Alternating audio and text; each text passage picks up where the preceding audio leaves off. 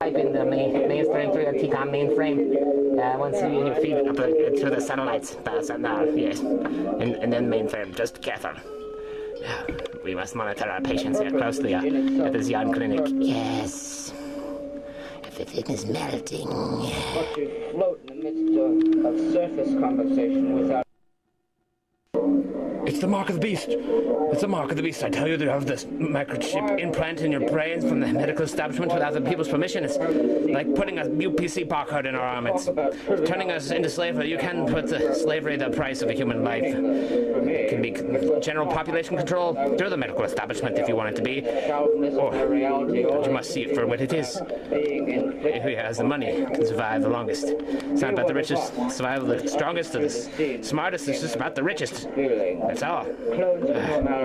Which makes me sick. Here, on the outskirts of Zeon, war for humanity rages on. This future is an epic. I would rather be anti-productive. No, the Zeon Colony. It never ends. I think you've cured me. Only enlightened me to the cynicism of your own truths. Yeah. But it was that of trivialities that didn't suit me. I remember when I first went into the clinic, and they offered me a job, so it seemed. The sense of belonging was their flowing energy, but it was that of trivialities that didn't suit me. Yes. Step inside your mind. Yes, prepare to have So nice your to see you. perception dramatically altered by reality. What? Don't get me wrong, I admire the strength and the courage of our sacrifice of our soldiers and people like Jesus, but I really don't want them to feel like they have to die for me because it just negatively affects my self-esteem, which, only makes me feel guilty. I want them to live for me, and I admire the courage of the cosmic prophets who honestly encourage others to live for themselves and find new ways to help the fragile process of life evolve. Expanding diagonal lines continuing to a point of perspective, all neon green and blue around me.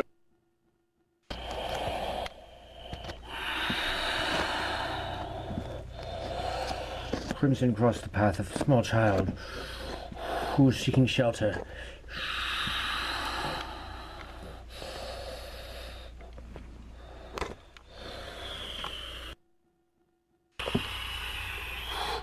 Went on to the place, and then away from this tiny shack in the middle of destitution.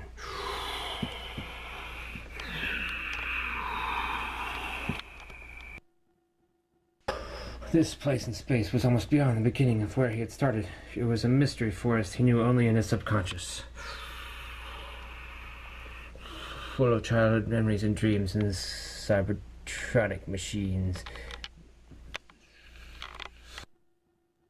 Its long trees were gathered up, stretching towards the sky like little hands pointing with their prayers and skinny bunches, creating different realms of mystery. He shuffled through the falling autumn leaves in the midst of the red breeze, engulfing all of the dead oak trees, until he came to a mobile spacecraft home sitting in a clearing. Ominous music could be heard in the distance.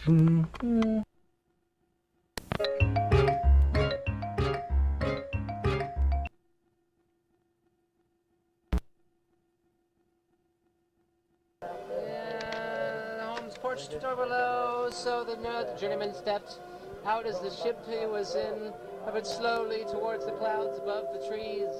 Crimson stumbled in as the platform he was standing on raised, and he found a row of dirty dishes in a cosmic soup kitchen with paper messes scattered in a different collectiveness all around the place that is an ancient friend commands to clean up at that moment with cheerful and interrupted mannerisms.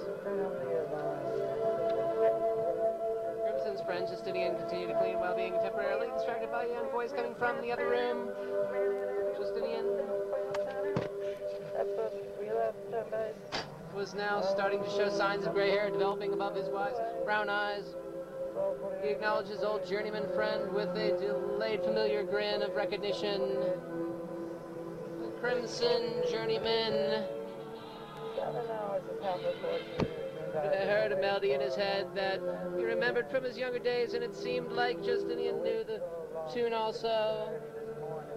They both heard the same poetry telepathically as Crimson thought he said, oh, oh, oh, loneliness and trickling in my head.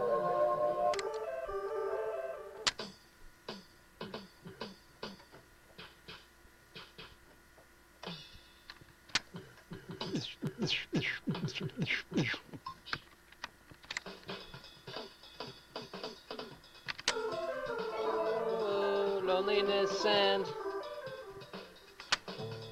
oh, loneliness and trickling in your hand and glistening in your head. Oh, loneliness and trickling in your hand and glistening in your head. Old man stops by, looking for directions. A spiritual connection, not just conversation. And chittering, slithering and from place to place like mushy bread on carpet. The stone morphing rock warrior stands, motionless, awkwardly staring his sword, listening for no reason in the diamond spark stunned star. They're listening for no reason in the diamond spark stunned star. Sliding air pockets filled, but not seen. That's me, looking at you through a pillow. Looking at you through a pillow.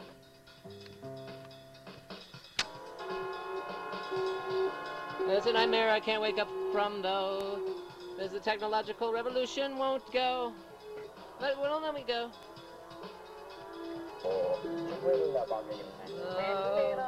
Sliding from place to place, Crimson says to Justinian, sorry, I've forgotten your face, my friend. It's just the gliding, unsettling air shifting again. It's affecting my memory, you could say.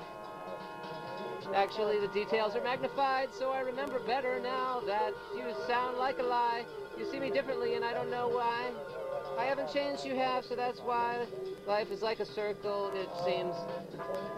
I hate repetition, so I live in a dream. I hate repetition, because it reminds me of the monotony of the economic slavery in the monotonous work chains. That's why I hate repetition, it seems.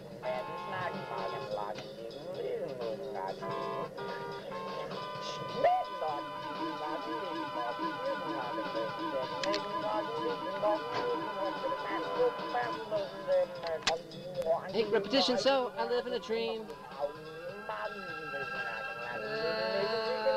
You like reality, so you face everything fearlessly. My life is like a nightmare, I cannot wake up from, and your life is a challenge you cannot get a break from. We meet in between, only temporarily. You were a better friend to me when we weren't just passing each other's time back then. Justinian says to the journeyman.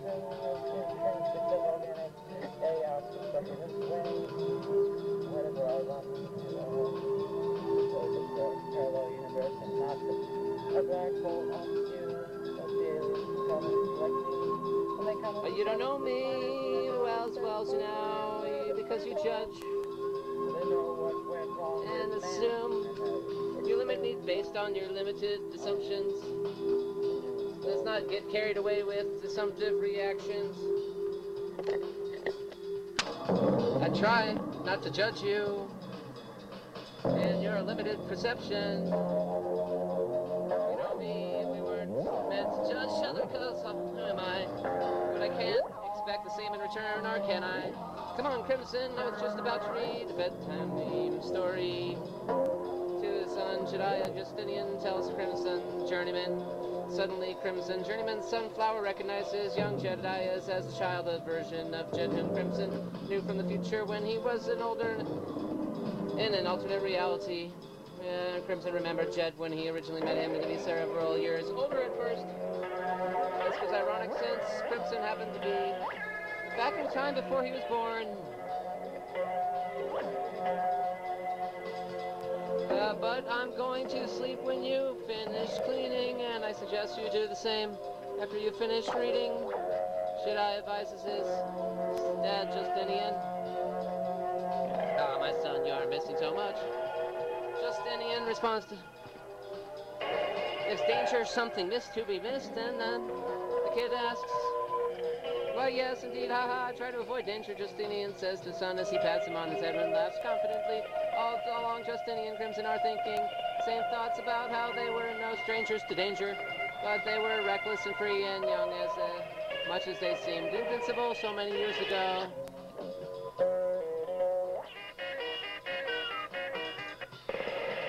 Well, I rest my case then, young Jedi declares.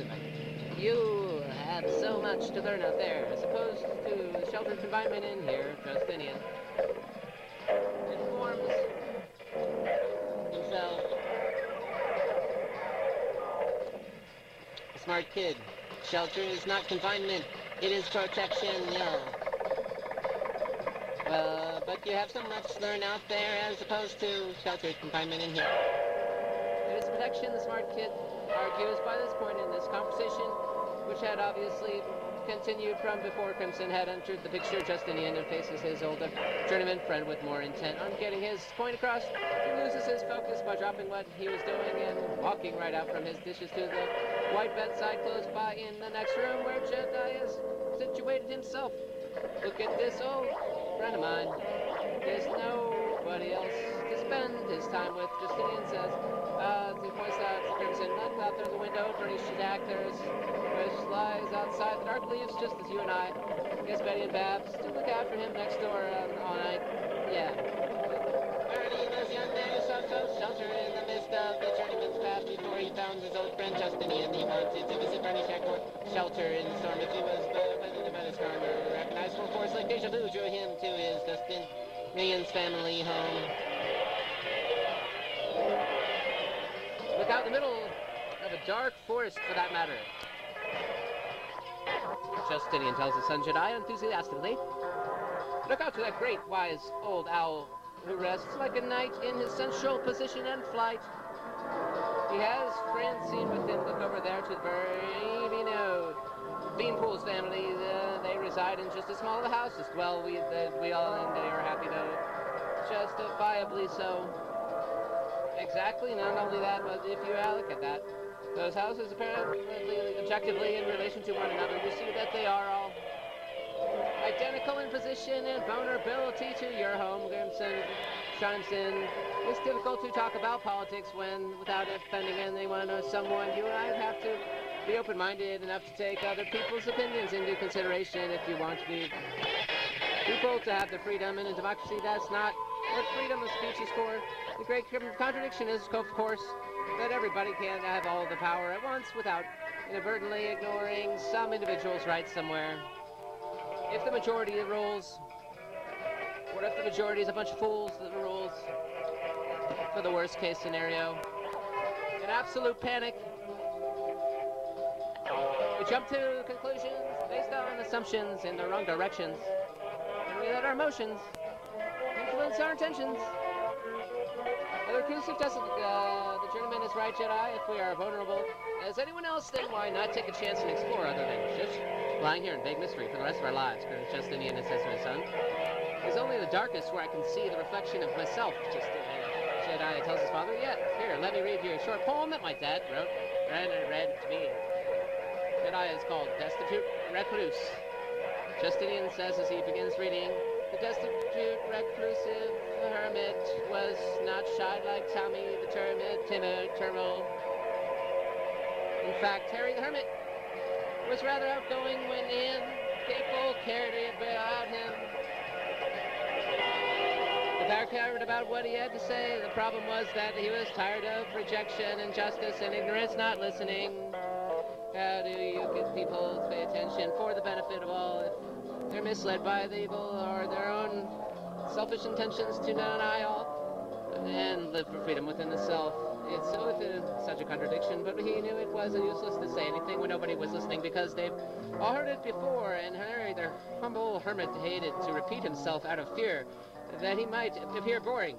He knew that the only way people would listen to what he had to say was if it was new and interesting, so Harry, the humble hermit, spent all of his reclusive days trying to think of new ways and interesting things to say, do things that have never been done before, in order to finally get people to pay attention once more.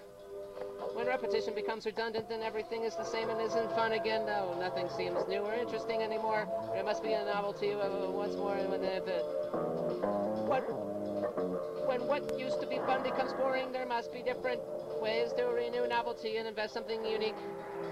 Invest in your investments of your imagination infinitely. By this time, Jedi fell asleep. It dawns on the journeymen that they are outside of a hollowed-out tree, and there is a house with rooms carved within the thick tree trunk. Justinian gets up, walks away, the Crimson Journeymen to their front doors. They say, they talk quietly. What did you mean when you said your life is like a nightmare you cannot wake up from, Justinian? Journeyman Crimson Sunflower asked his friend. Well, Jedi's mother left me because they never saw and then worked too much and I never had enough time for her, but it was the only way I could pay the bills. She also said it was too predictable and she was more adventuresome, so I took off with some guy I never knew, and now I work all the time, but you know how it is. It's everybody seems to be in the similar situation some way or another, never have enough credits or money. When the Zeon Colony keeps raising the property taxes and rising costs of living, now the star crops are threatening to take our house away. Economic slavery. They're starting to remind me of greedy Nazis who only leave you alone if you have enough money. I guess they seize all the control, general population control. I guess they have to do their job, but I hope they stop harassing you. That's why I hate money, because it is the root of all evil. When you think you have it, and it's never enough, but when you don't, then you're done and out in the dump anyway. So since the rich won't give you a break for raising their expectations of what you should pay when they can, it's a tree house. Trunk, my friend, how can they take away that which they do not own, and they don't own me and you? No, they sure don't do. They don't own me and you, what they did. Help me build it with the city of Zox after I bought the land and raises the interest rates of my loan every week. You might not be able to control what they do with their financial situation. Might have been journeyman. That's thanks for us visiting us, and you can see that you found what you came for. Where glad you have shelter. Well, we still can afford it, I think. The storm outside has calmed down. Look out for storm. Star Cops, it was nice seeing you again, Justinian concludes. The only real meaningful chance we have to make a difference in this world comes from our interactions with people. And the good, I guess the freedom of free will and choice can backfire on anyone every once in a while, no matter how good they are intentionally. Maybe that's why they say nice guys finish last. You have to be predictable in order to take your time and enjoy your chances, or to be responsible, and that's no reason to give up trying, I guess. It was nice seeing you too, Justinian. The Crimson Journeyman tells his old friend as they shake hands. Crimson takes a deep glance into the collective of space toys, Justinian, to remember their earlier years by as reflections of playful memories to be recognized from childhood. He had the same spaceship toy line when he was a kid. Then Crimson makes his way out to the door as Justinian leaves him with his last words, still speaking helpful thoughts. If you seek answers, you can go to the wise old purplish blue alien owl in the middle of the psychic neon rainforest, Justinian suggests.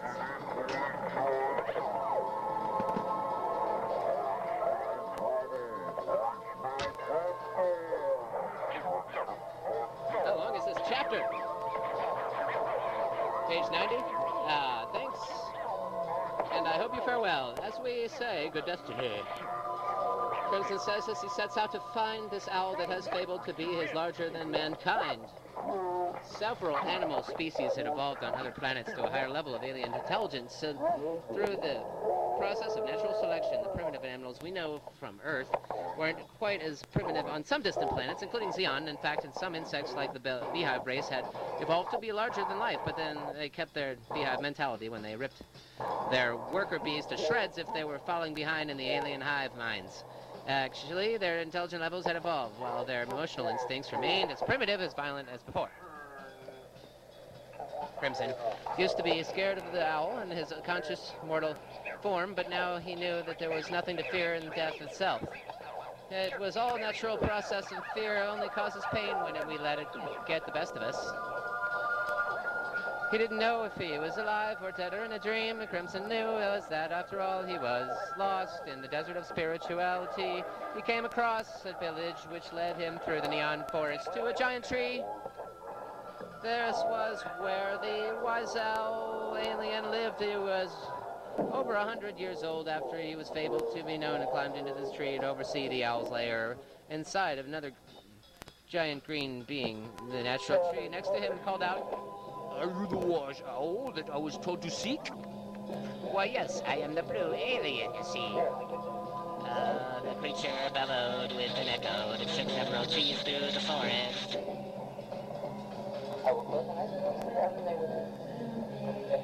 I'm here to ask about standards, Crimson inquired. Greed and war go hand in hand. Let me tell you, fragile human, why the competitive struggle for survival doesn't have to be so brutal. Standards must be set for protection if the environment becomes threatening, but if it becomes unthreatening, then standards must be released or languaged to a more peacefully compassionate philosophy in order for freedom to flourish. Like a bird that grows infinitely, the bird cannot grow in a cage. It cannot evolve with slavery, but the standards themselves are like an illusion that is black and white, and it can only be identified and followed when the illusion is evaded. Standards are like a rock in a blowing desert that adapts to through positions under different circumstances as it is molded by its environment to become rougher or smoother. But they are still set in existence. That is, the standards we are talking about you define within yourselves. The great alien owl announces it flapped its wings to regain balance within the branch you are sat. Yeah. Well, you're an awesome owl. How did you get your telepathic powers to be able to speak to me? Crimson asked without his mouth moving. Telepathically, he asked the other being. What? Wow. It's a feather blue. Like scales fluttered as the alien's owl's voice resounded in layers of echoes. Surrounded the valley when it responded.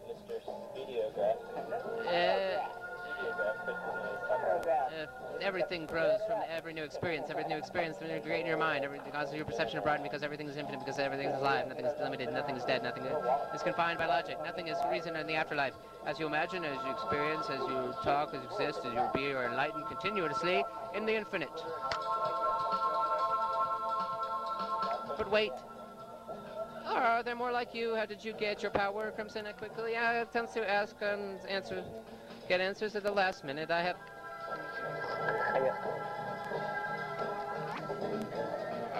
spoken.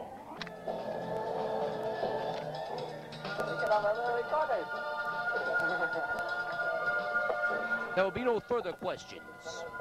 The great owl declares as it takes off from its tree post and flies into space.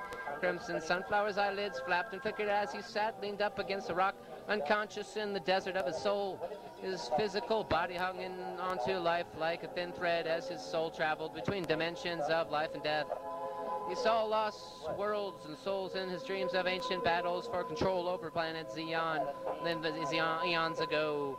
His thoughts mingled with these spiritual travelers and death throughout time and space in this other dimension of metaphysical afterlife world within his own unconscious dream.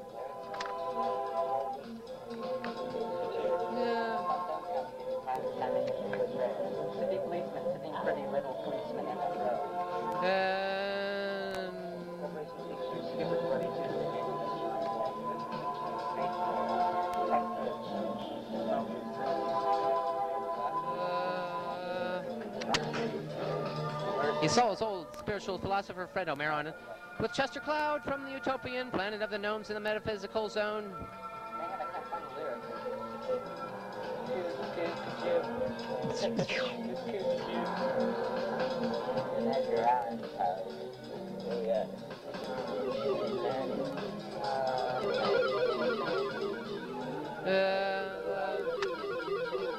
Crimson couldn't figure out why Omeron was temporarily stranded in the Zeon Colony, a land of hypocrisy, when he saw Omeron up in the clouds and with the gnomes' utopia. It didn't make sense at all. It seemed that like the contradictions, and usually that means that it is a dream when things seem to have no meaning beyond metaphors. Then he remembered watching videotape footage of himself in the dream, as if he recorded his subconscious this time. Why would they use such outdated technology? He thought, like videotape, maybe they were from another time and dimension. Besides, maybe the aliens are among us in microscopic particles all along. It's not the media that matters, it's the message. He could hear Omeron's thoughts, almost like a distant narration of Omeron's voice directly from an audio tape recording. It was a low, soft-spoken elderly voice coming from a distance. Omeron had grown a beard. It was a symbol of wisdom that he had obtained from his journey. Crimson could see where Omeron was coming from, literally and figuratively speaking, but he could not communicate with him directly until Omeron had returned from his metaphysical journey.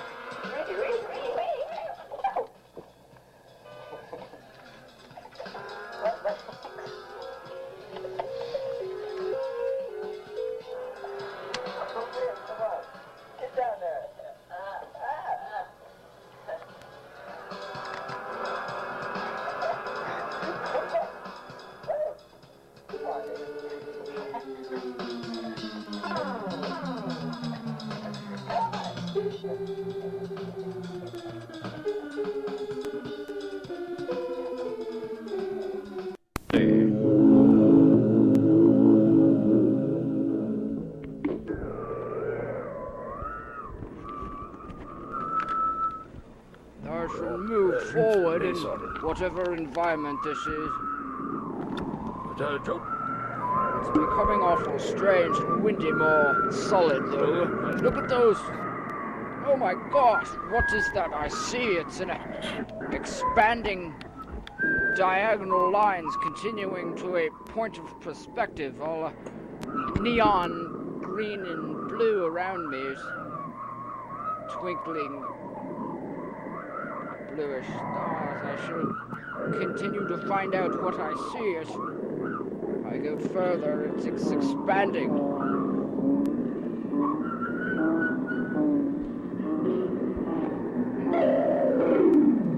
Oh, there must be a purpose. I feel I am expanding now. I feel with this great, humongous, powerful, omniscient scenery, I am expanding at the point of infinity.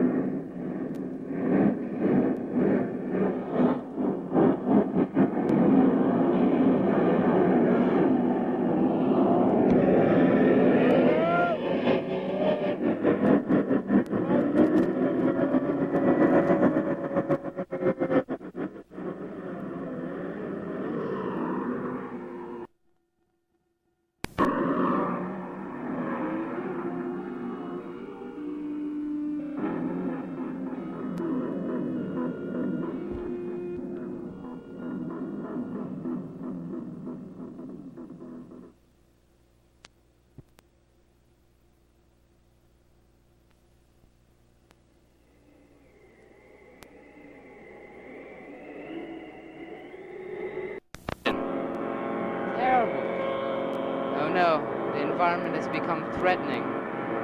Bruticus was right. Claus has decided to spread the only part of himself that he knows, his negativity.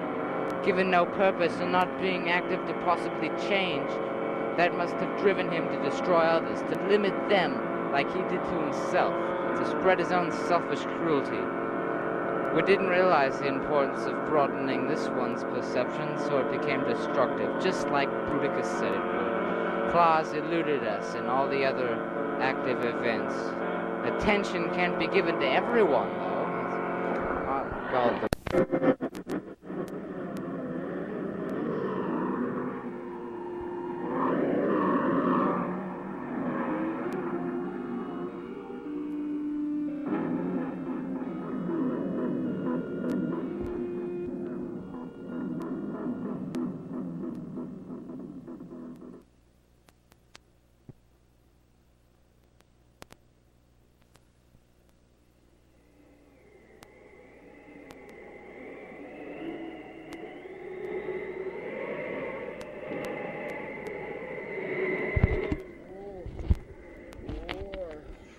Must have landed.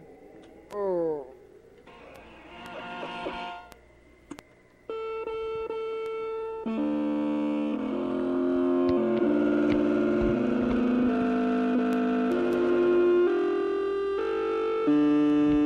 I'm here. I'm back. I've made it. I'm infinite.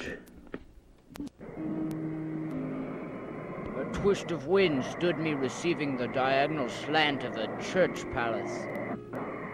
The building leaned to me as it seemed to say superiority. An eerie sense of greeting amongst smiling societies welcomed me as if I was pure.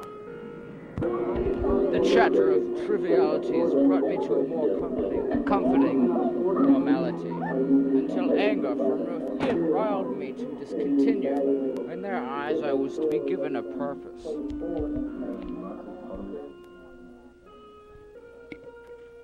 A purpose which in itself was not a purpose, but to float in the midst of surface conversation without a partner.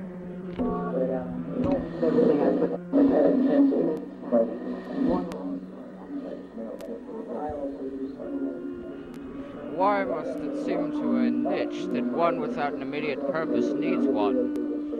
Yet to talk about trivialities was their offered purpose. It was meaningless for me. It was not my purpose. I was looking for something else, and in the shallowness of their reality, all they could see was their being inflicted upon me. Be what of us was uttered through the scene, which became a repulsive feeling. Clones of normality offering the same things, if saying this is how it is supposed to be, so be an orderly machine. I'm not saying I would rather be anti-productive, but their environment was certainly not one of extensive productivity. The sense of belonging was their flowing energy, but it was that of trivialities that didn't suit me.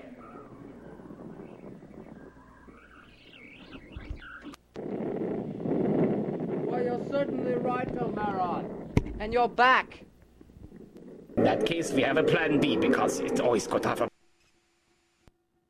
Just be careful the way you use our Zeon Colony phrase. It is not just a prison colony. We are evolving patients here to new levels in the clinic that are being able to access. Destined to be lost within these eggshell comforts of innocent childlike fantasy playlands. I am the end-all be-all to myself. Everything I do reflects who I am. Why did Sid Synopsis have to live his life out on Earth? Why couldn't it have been on Planet Zox or Zeon or the Bathyphy Dome, a parallel universe? And who am I? Amid so many other lost souls of completely different genetic origin. What if I did nothing?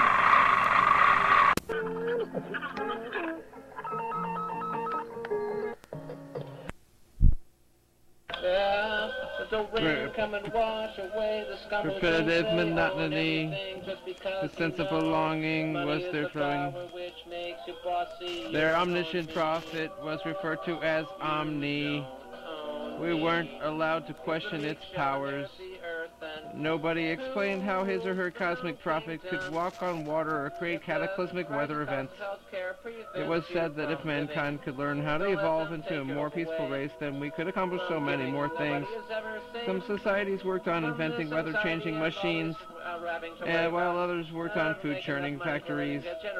The omniscient would agree with me that it's better to be peaceful, poor, humble, and honest than to sacrifice moral values for greedy corporation. Materialistic greed. Use a little strawberry sunshine. I don't mind. Don't believe people need to suffer in order to appreciate life, and I certainly don't believe people have to work their whole lives away just to earn the right to exist. Anyway, I didn't even mind working hard at all for a cause I believe in if I don't get paid at all, unless I get paid for what I do best. Is be nice in terms, philosophical ideas, or just to be paid full time for as an artist. That's what they say. It's not practical, don't get me wrong. I'm no stranger to hard work either, but it has to be something I care about, and I have a difficult time trusting others to make decisions for me, even when they claim that they pretentiously always know what's best for me. They could be wrong. Nobody's perfect. I can think for myself. There were many things that the government helped keep hidden from its citizens because they presumptuously, self-righteously assumed it was for society's own good, and many naively believed it. Oh, Meron declares their cosmic prophet would have been treated like a hippie in ancient society when he naively believed it. Oh, Meron declares their cosmic prophet would have been treated like a hippie in ancient society when their first civilizations were primitive and new, because he would have walked around on his bare feet until he made sandals or handcrafted the things he needed by himself.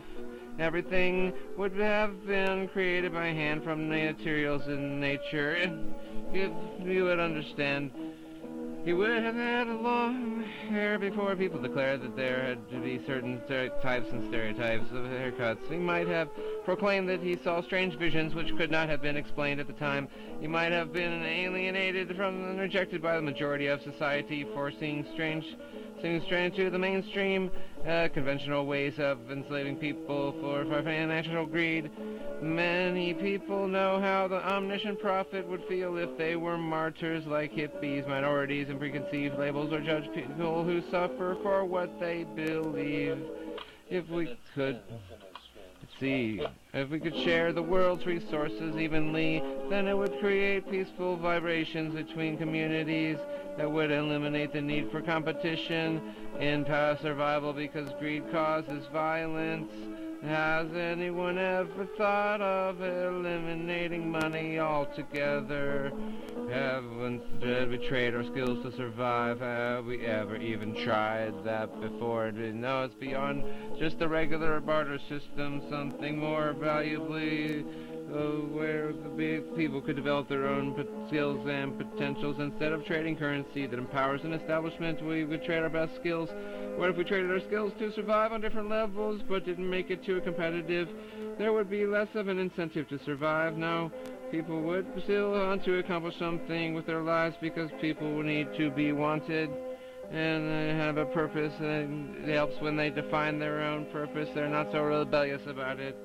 The artists trade their paintings in exchange for a place to live. The farmer trades his crops for the freedom to exist because he or she wants to, not because they are forced to do this out of fear for propaganda or have to reject the lies of the mainstream. No, can we at least try to imagine a world without money? No. Can we at least try to imagine a world without money? No. Nobody should be labeled or limited by a number to a certain socioeconomic class. Everyone has the right to choose what he or she wants to do for a living, as long as they don't choose nothing at all. If they are incapable of taking care of themselves, then there could be the colony of psychologists who choose to help them learn how to trade their skills and help themselves and others in the process of recycling skills for survival instead of currency.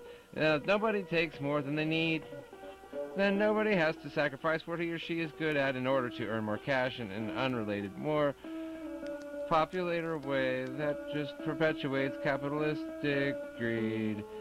Athletic people who enjoy fighting and competition would still have a place in society and become the ones who protect the well-being from citizens of violent invaders or destruction. And the military would still provide food and housing for them, but it would not be mandatory to join the army unless he or she wanted to or had to defend their own private property. When are we going to stop measuring people's success by limited numbers and financial values? The true value of a person's soul is infinite spins.